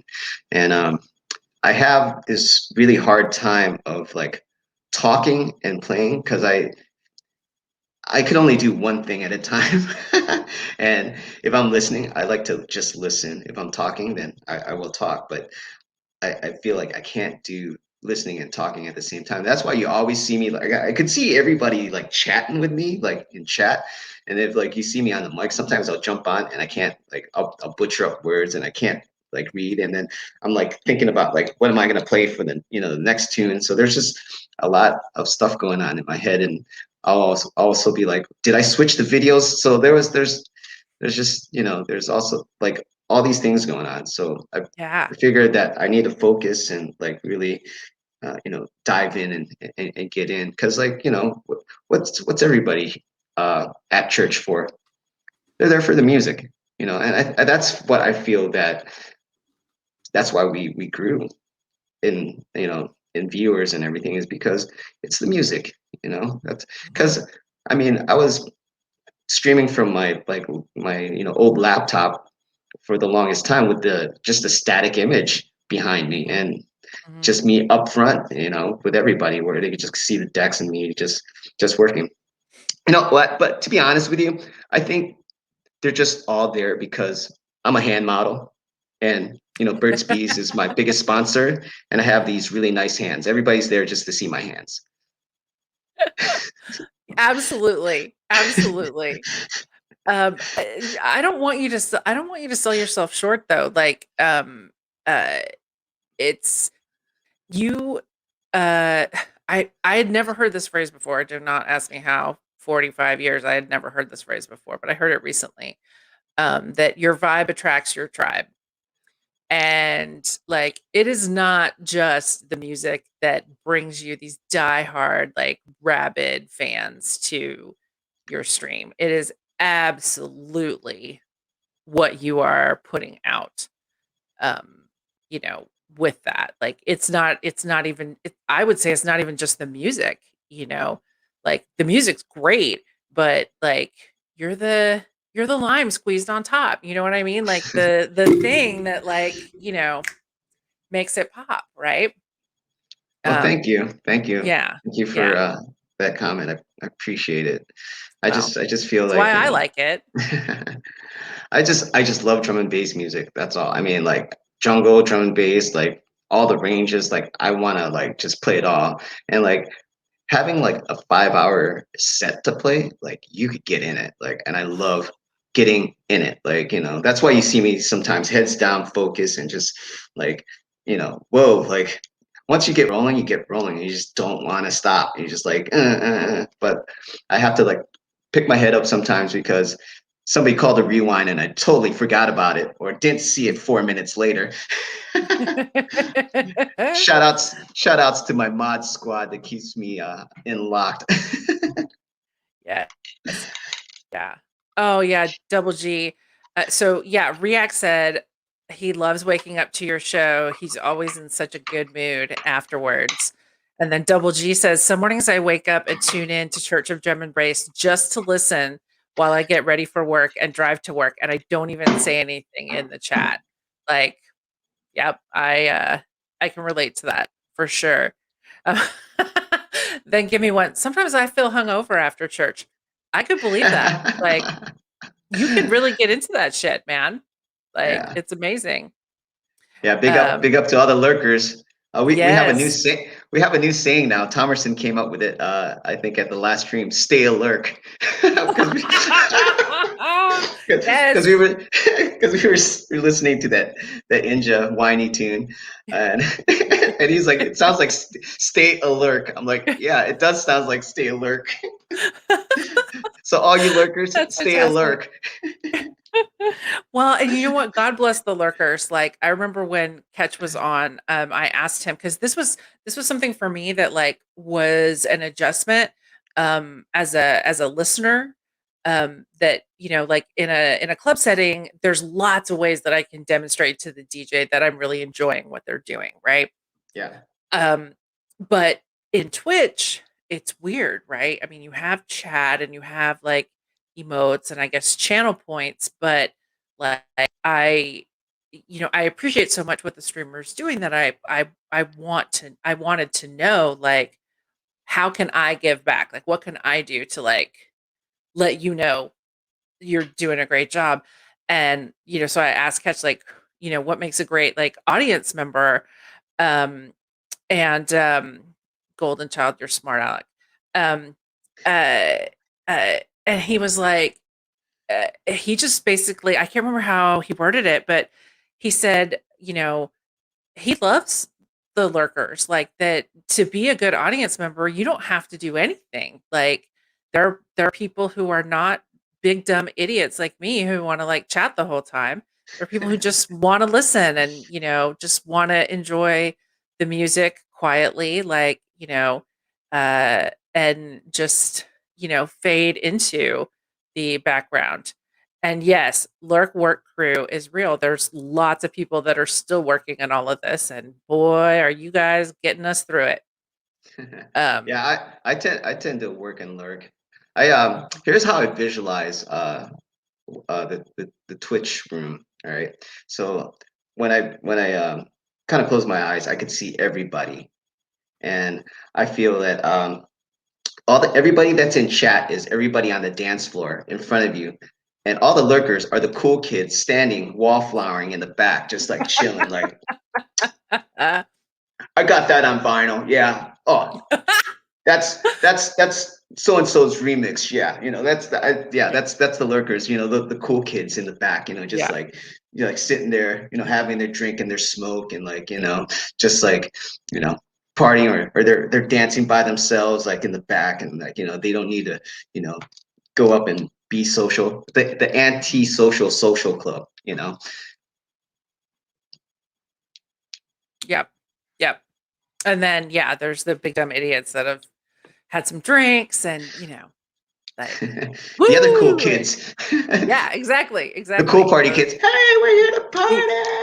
the introverted cool kids and the extroverted cool kids. Correct, Um, correct. yeah, yeah.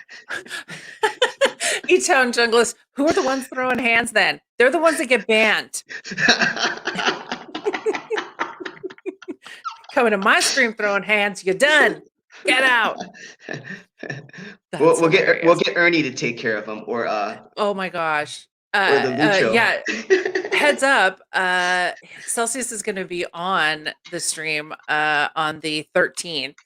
And I've told him that the puppets have to make an appearance. So I really just want to interview the puppets. He is, they're a package deal. So yeah. Uh, uh, then give me one. We're too old to be ashamed. That's right. Yeah. So let's talk about that. So, like, Afterglow, let's be real, man. That is a sappy fucking song. And I love that. I love that about it. Like, and I see it like all over Twitch. Like when I was coming up, we were all like in our 20s. We're very serious about our drum and bass. We were the underground of the underground and fuck everybody Yeah. else and blah blah blah. Very serious music. And like now I'm in L Hornet stream. L Hornet from fucking Pendulum. Uh talk about like like hardcore shit. And he's the one that's introducing me to these like insanely sappy, beautiful, wonderful tunes. Your crazy stream does it all at once. Gouda plays the most hard, crazy, I can't even listen to it because it's just not for me, neuro on Thursdays. But on Tuesdays, it's all this like crazy liquid. Um, like, what do you think it is that's like all of a sudden made everybody like willing to both go hard and be soft like at the same time? So what I feel is that, I've always said this. There's always two sides to a junglist, that soft, beautiful, side, and that that bad boy side, and it also goes back to like I always think of it as the theory of being a samurai, where you're prepared to like fight to the death, and you're hard and rough and rugged, but also there's this beautiful artistry about you, so I mean, Mhm. we're human beings. We're all like, I'm very in touch with my emotions, like, and that's Mhm. why I embrace the beautiful, as I embrace like the destructive and chaos. Yes, Because yes. because life is full of those moments where it's like chaotic and crazy, and and beautiful, and heavenly, and sometimes you get it all at the same time, you know but like to be able to uh be in the midst of chaos, and have a beautiful perspective is always the key. But then Mhm. to always be in a beautiful moment and have destructive chaos going on is also a key. And not even necessarily like destructive chaos, but like fucking go hard energy, Yeah. like just this is so fucking beautiful, um Trust me, some of uh some of the most beautiful women I know are like the hardest, most rugged gangsters I yeah. know. Well, we kind of have to be sometimes in this crazy world that we Mhm. live in. Um Fierce but warrior queens. there you go. Um Total Rage is a good one. That's the love for music. The one on the floor also wants music while sitting in the garden with a fire going. Good call, Total Rage. Absolutely. Definitely, Um, definitely. very, very good call. So what is your God, I can't believe we're gonna have to start like wrapping it up. Mhm. What's your favorite thing about your experience on Twitch so far? Like I say I'm sorry, not a specific moment, but like just in general, like the experience of Twitch. Yes. I say the community. Sometimes I don't have enough time in the day to hang out with everybody, like doing their streams. I love like what No Use for Anger is doing with all the vinyl sets, and like it saddens me sometimes I can't get to his streams, or like I could see all these great, wonderful talents that like I Mhm. totally enjoy, all from the comfort of my home. I don't have to go find parking. I'm not driving home drunk. Right, right. The commute to my bedroom is so simple. Yes. There's no lines for the bathroom. What else? The food It's is clean. great. The bathroom's clean, or if it's dirty, it's you that made it dirty, right? Um Definitely. Uh, Ah, the drinks are um, cheap. yes, you don't have to tip the bartender. And But if you it, do, yeah, it's your own pocket. it's definitely the community. Like Yeah. just the wonderful people that are on here, and just also the wonderful people that encourages me to keep going. I mean, that's why I love Church of Drum and Bass, like midnight mass. Like, I'll be like, okay, I'm gonna wrap it up. My last one, you know. three Uh, hours later, okay, this is my you last are one. you are the king of this is my last one 6 times, 7 times, 10 times.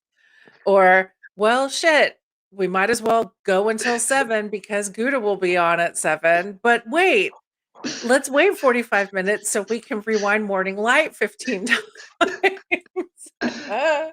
Love it. Love it. Well, Uh, the funny thing is too is like when I'm like listening to the tune with everybody and it's the last one, I'm like I'll start like thinking about different songs and I'm just like scrolling through my playlist. I'm like, oh, I kind of want to hear this one. Maybe I should share with everybody. And and then yes. it snowballs into this, you know, I gotta stop saying like this is my last one.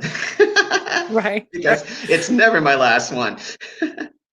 Or It, it, go ahead. what like I learned recently was that so since like if I get rated if somebody rates into the channel and like let's say I'm about to sign off, I'll actually like will stay on for 15 minutes to half an hour more just to play for the raiders. So some of the people in chat have learned that, so they if they don't want me to go, they'll go to their page and they'll raid in to Church of Drum and Bass, so I stay for 15 minutes to half an hour longer. I just caught on to this like recently. I was like, wow, that's what they're doing. That's the classic. Curly Roller is rating with one viewer. Yeah. Yeah. Yeah. Yes. Yes. Who is Yes. also Curly Roller? I actually just learned last week that that was even possible. I had never known that. Um, I feel like it's also kind of like when you're out at an event or you're at a party and you're like, okay, guys, I gotta go. I gotta go home. An hour and a half later, you still haven't left because you got to say goodbye to everybody and then you get to talking and blah, blah. I'm the queen of like, I gotta go, boom. And I just like run because if I try to say goodbye, I'm never gonna go. Like, Yeah. I'll tell someone I'm leaving, but then I'm like, ninjaing out. Yeah, I have that same exact problem because like when I'm at home I'm like super introvert. Like sometimes like I just want to be by myself and stuff because at work and even like when I'm out I'm literally like surrounded by 1,000 people sometimes and like I have to interact with hundreds of people like all the time at work or sometimes like 1,000. So when I get home, I like to decompress and stuff. But then when I'm out with like people. I'm like a social butterfly. I like love talking and chatting it up with everybody. And then like Yep. yeah, saying goodbye is like the hardest thing. And that's the same way with like live streaming. Like that's the Mhm. hardest part of my day is Yeah. disconnecting and getting the needed rest that I need. Yes. Well, because, as much as we hate to see you go, we also care about you. And if you don't take care of your body, you'll never make midnight mass. Um, okay, so we only have a few minutes left, but I think we've got to talk about. Okay, first of all, let's just say it. Cubert is a fucking phenomenon on Twitch right now. Like, I mean, he's Cubert, right? He's always been a phenomenon, but this whole stream jacking thing, oh my word! Let's talk about how Cubert jacked your stream, and then now you're like homies, and like you were at his house. Now he's in your stream all the time. Well, I want to say, shout outs and big ups to Gypsy Kid. He was the one that dropped our link into Cubert's stream that night, and he came by, and I was in the middle of just going in, and and he caught wind, and I guess he really enjoyed it, and like, and now he's just total church drum bass convert, Yep. and like when I hung out with him, he told me like he's like my biggest fan. Like I was like, "What, dude? That's how did these roles reverse?" Because I remember like seeing him for the first time in 1994 over in Berkeley. I was like, "Who's this guy?" And it's like Hubert. He's got like, you know, and he's just tearing it up. I'm like, "Ah, I see." Like it just blew me away, and I was a fan ever since. And now like he's like coming into our stream and seeing um me like do what I do. I mean, Mhm. enjoying like my set, just being in the moment, and Yeah. he loves it, and he vibes off it, he buzzes Mhm. off of it, and it's just crazy that he consistently comes Yes. into the church, and he doesn't stay for like 5 minutes. He stays for like an hour. Yeah. I was like, what is going on here? Like Yeah. that first night, he like, he came in and it was 2.5 hours, and everybody was saying like he was just going to everybody's like stream and just staying for like 5 minutes, 10 minutes. And he does have like a really short attention span. If he doesn't really get it, or if he doesn't really vibe, he just bounces. And like I Right. don't know what the connection with us is, but there's a connection. And now like I'm gonna be recording like a 30-minute set for him so he could scratch over it, and then we're gonna release it for the audience. Yes. And the funny thing is, like, I can't I can't really like be by myself and like do a mix. So like I figured that like when I do the mix, I'm just gonna do it in front of the Twitch audience. Yeah. I'm Yeah. just like, okay, for 30 minutes, nobody redeem any channel points or anything. I'm just gonna Yes. focus and go in and just share that experience with everyone, Yeah. just so like, hey, you Yeah. were there, recording Yeah. this Qbert set with me. Yeah. Yeah. And then Well, you can turn the redemptions off. I bet yeah, I know. Carla can turn the redemptions off, so Yeah, I she'll think hook you up. the mods could definitely turn the redemptions off. Oh, I love it. I love it. You know what? That's one of the coolest things about 2022 is like this fucking equalizing, right? Like Hubert is in your shit, just a fan, just a fanboy. Yeah, yeah. Like Hey, uh yeah, he's gonna come over un here on Thursday, and I'm gonna make him my vegan pho because he's vegan. So like, I'm Oh, gonna treat him to a vegan pho, and then we're gonna talk about some stuff, and we'll see what happens. nice. I'll share it with Very everybody nice. when it all goes down. That's fantastic. I expect some good Instagram photos of that. You need to be like very cheesy and of course take a nice photo of the pho, but also your boy Hubert enjoying the pho. But we're definitely gonna be enjoying some pho over here. Yeah. I love it. Are you gonna give him the afterglow pho? I haven't really made that yet. Like my mom has made it, and I've enjoyed it, and I'm like dying to go visit my parents right now. It's been like over a year. I Oh, haven't seen them. I really miss my parents, and they live in Florida, so I'm just like looking forward to like just taking a trip out there and just like and hanging out. So I mhm. think like in the summertime I'll go because like it's freaking cold here in San Francisco in the summer. I just like gotta like leave around like end of June, beginning in July because it's like the coldest time of the year in Wow. San Francisco. Yeah, we're talking freezing. It's just like low 50s, high Okay, 40s. like in Texas in July, that sounds like heaven. I mean, just saying, like my air conditioning is already running and it's not even April yet. Yeah. Oh. Celsius says you need to check the biceps on Q's fingers when he comes over. He's Okay, got so he's got some big hands for a little guy. Like I mean, like let's just say Hubert and I see eye to eye, and I definitely need a step up on some of the DJ sets that I play on with some of the Church of Drum and Bass members here.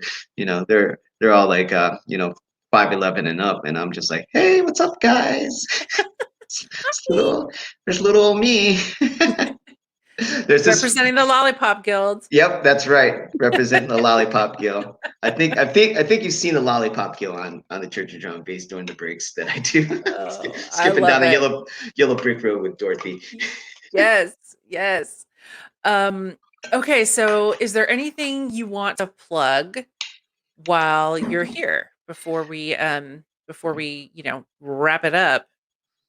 I don't like to plug anything. I'm just like, Okay, then I'm saying I would like to plug you.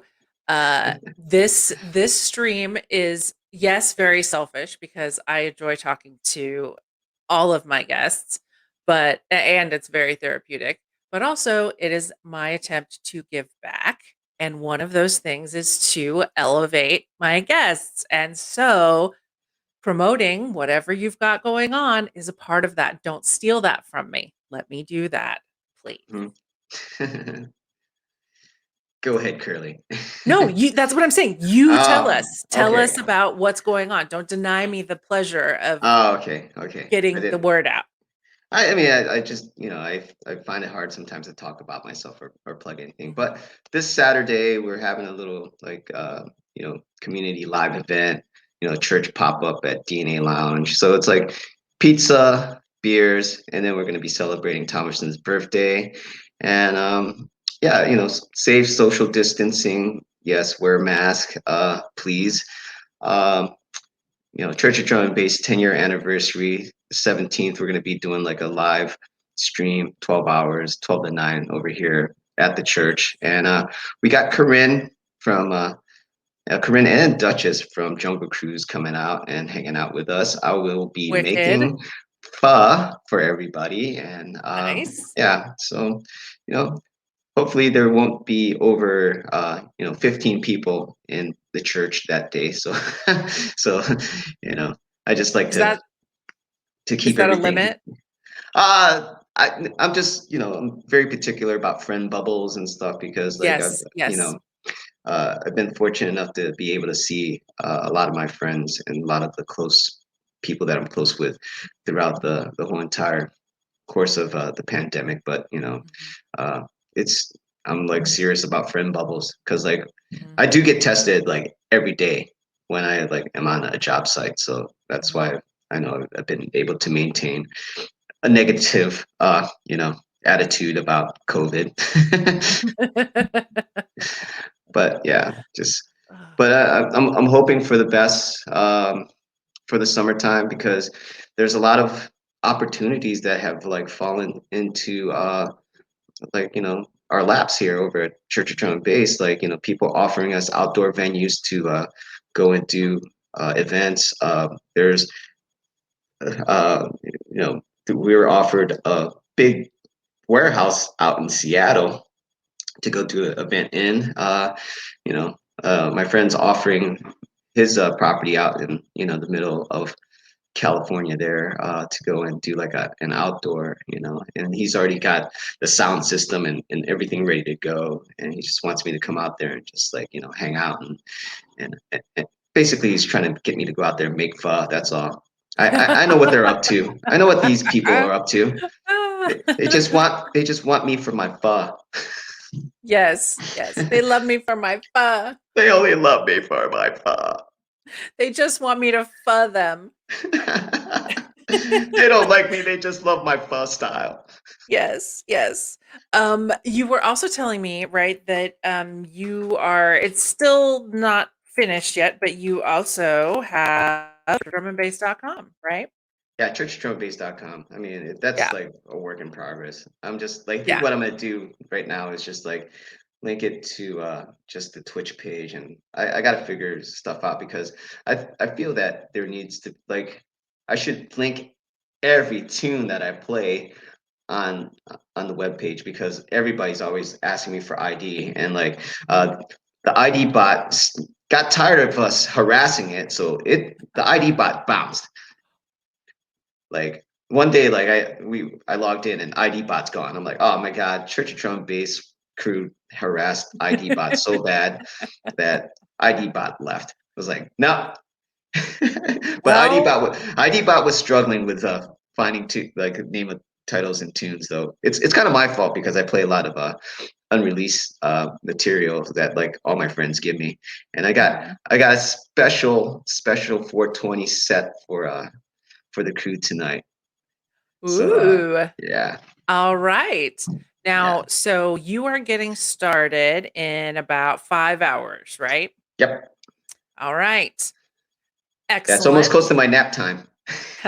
Okay, well, that works out perfect because I'm ready to wrap. So I'm going to say, first of all, thank you so much for coming here. This was so much fun. As per usual, I want to have you back because we definitely didn't even talk about everything that I would like to talk about. This was so much fun. Uh, the, I say this all the time, the older I get, the more I realize the most precious resource we have is time. You can't save it, you can't earn any more. You get what you get. And so for you to give that to me, to us, is very appreciated. And I uh, really enjoyed our chat, like a lot. Um, Same here. so I'm just thank you. happy that my schedule worked out, to be honest with you. Yeah. Like, because Yeah. I was on location like last week, and the thing with my client sometimes, like, yeah, show up for a week. No, you're gonna stay here for a month. So it was just, Oh, yeah. so I'm just Yeah. glad everything just Surprise. works out. Yeah, they always Yeah. do that. And like Yeah. I usually don't find out about my projects until like day of, or like Mhm.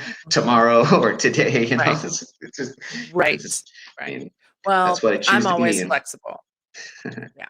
Yeah. I appreciate your time, Yeah. and this moment Yeah. is the best moment to share that time with each other. Yes.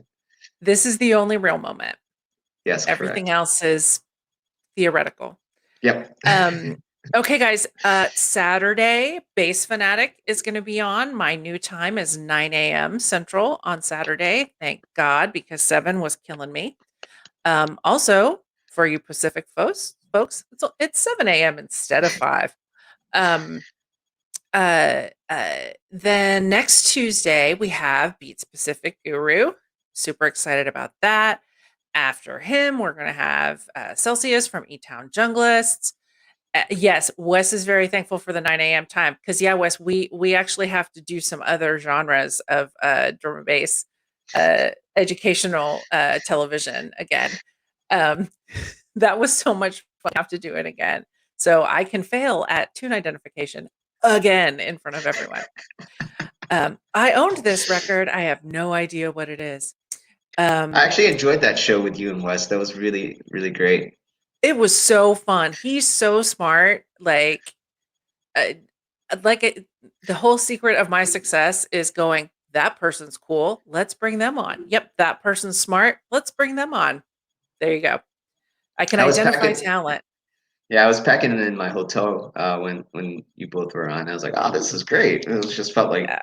I'm like just doing my thing, and my friends are in the background, just chatting away about music. I'm like, this is just like hanging out with like my freaking drum and bass nerd friends. Like, well, I bet you don't have this.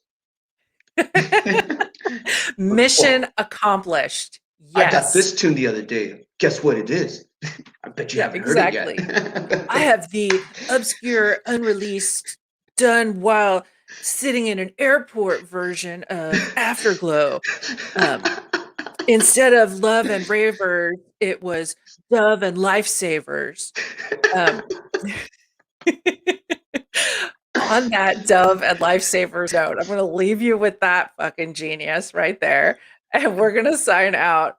Thank you so much. Love you, Tic Tac. You're the Love you too, best. Curly. I'll Love see you you, in the chat, I'll see you in the morning. lurkers. Yes. Yeah. Okay. Bye. Bye. Okay, guys, let's roll the video. Love you. Thank you so much for being here. Take care of yourselves. Oh, wait, we're gonna rate into Man Like Deep. Sorry. Yeah. 4 months I've been doing this and I still can't get the raid right. We're gonna rate into Man Like Deep. You guys are the bomb. Uh, and yeah, let's see if I can type. Yeah, I love you all. I'm gonna start the video. You're the shit. Take care of yourselves. Take care of each other. We're gonna get through this together. We're almost there. Love you too, Ben. Love you too. Let's talk, by the way, Ben. I sent you a DM. Okay. I know how to do this. I know how to put on a video after 4 months.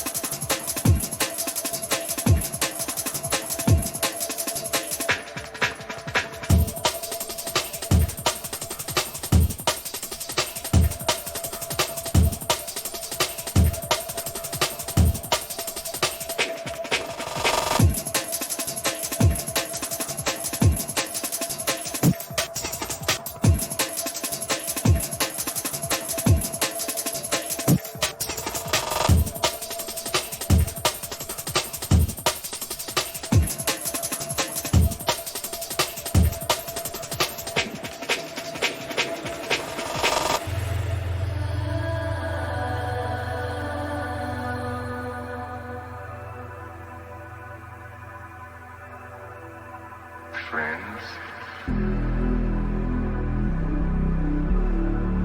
Do we have any friends?